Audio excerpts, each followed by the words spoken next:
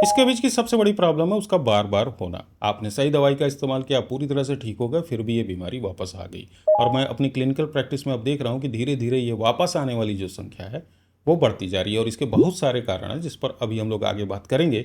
पर इस वीडियो में जो मेन पॉइंट है वो इसके बीच की जो सबसे इफेक्टिव मेडिसिन है, सबसे सेफ मेडिसिन है परमेथ्रिन, उसको लगाने के तरीके पर है। एक नया तरीका खोजा गया है जो कि लगभग इसमें 100% क्योर देता है। इसके लिए जो मैं स्टडी यूज कर रहा हूँ वो H&H कंपनी ने प्रोवाइड कराया है, जो कि परमेथ्रिन का एक बहुत फेमस ब्रांड HH माइट के मैन्युफैक्चरर हैं। और ये वीडियो स्पॉन्सर्ड नहीं है, मुझे अच्छा लगा, ये पॉइंट अच्छा लगा, इसलिए मैं आपके साथ शेयर कर रहा हूँ। इसके बीच पर मैंने बहुत सारी पहले भी वीडियोस बना रखी हैं कि इसके बीच बार बार क्यों होता है या इसके बीच का सही ट्रीटमेंट क्या है। अगर आप उसको देखना चाहें तो चैनल पर जाकर जरूर देखिएगा। अब इस स्टडी का पहला पॉइंट ये है कि परमेथ्रिन क्यों सबसे अच्छी दवा है इसकी। तो उसमें पहला रीज़न होता है कि ये ईजिली अवेलेबल है, आपको ये आसानी से कहीं भी मिल जाता है। दूसरा कि ये ओविसाइडल है, ये ओवा को किल करता है, पूरी तरह से ख़त्म कर देता है। और तीसरा इसका सेफ्टी प्रोफाइल, ये बच्चे बड़े बूढ़ों सभी में सेफ होता है। दूसरा पॉइंट ये है कि परमेथ्रिन का सबसे इफेक्टिव और सबसे सेफ होने के बाद भी इस दवाई से ट्रीटमेंट फेलियर हो रहा है। तीसरा पॉइंट है कि ये ट्रीटमेंट फेल क्यों हो रहा है, तो उसमें पहला रीजन बताया गया इम्प्रॉपर एप्लीकेशन, यानी जो परमेथ्रिन है उसको सही ढंग से इस्तेमाल नहीं किया गया। दूसरा रीजन बताया गया है emerging concerns regarding might resistance and tolerance.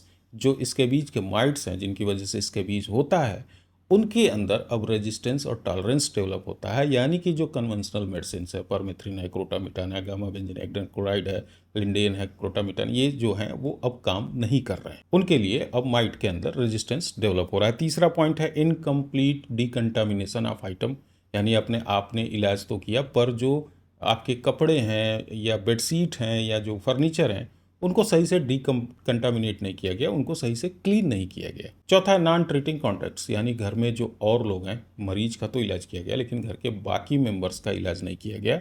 और पांचवा है पेशेंट रिस्क फैक्टर, जो लोग इम्यूनो कॉम्प्रोमाइज्ड होते हैं उनके अंदर इसके बीच बार बार होता है, जैसे डायबिटीज मेलाइटस हो गया, एड्स हो गया, या ओल्ड एज होता है, इसमें इम्यूनिटी काफ़ी वीक होती है जिसकी वजह से इसके बीच बार बार होता है। अब इस स्टडी में परमेथ्रिन के एप्लीकेशन को कंपेयर किया गया, जिसमें यह बताया गया है कि अगर आप परमेथ्रिन को केवल एक बार लगाते हैं तो उसका क्योर रेट बहुत कम होता है, और अगर आप परमेथ्रिन को हफ्ते में एक बार करके 2 हफ्ते तक लगाते हैं, यानी आज लगाया 7 दिन गैप दिया फिर एक बार लगा लिया, तो उसका क्योर रेट 70% होता है।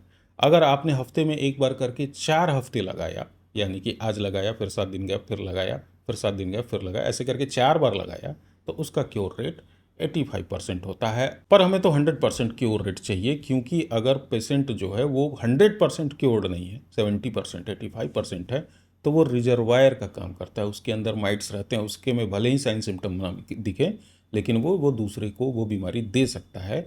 तो हमें 100% क्योर रेट चाहिए, और इसी के लिए एक एग्रेसिव प्रोटोकॉल बनाया गया, 2+2 रेजीम। ये 2+2 रेजीम डेवलप किया गया यूनिवर्सिटी ऑफ मिलान और European institute of dermatology Italy में।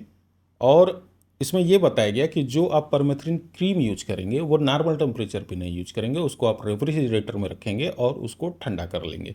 यानी आपको कोल्ड परमेथ्रिन 5% क्रीम का इस्तेमाल करना है। कैसे इस्तेमाल करना है, तो आप रात को नहा लीजिए, नहाने गुनगुने पानी से नहा लीजिए, उसके बाद शरीर को सुखा के गर्दन से नीचे पूरे शरीर पर वो कोल्ड जो परमेथ्रिन क्रीम है उसको इस्तेमाल कर लीजिए, पूरे शरीर पर लगा लीजिए अच्छे से, सुबह फिर नहा लीजिए।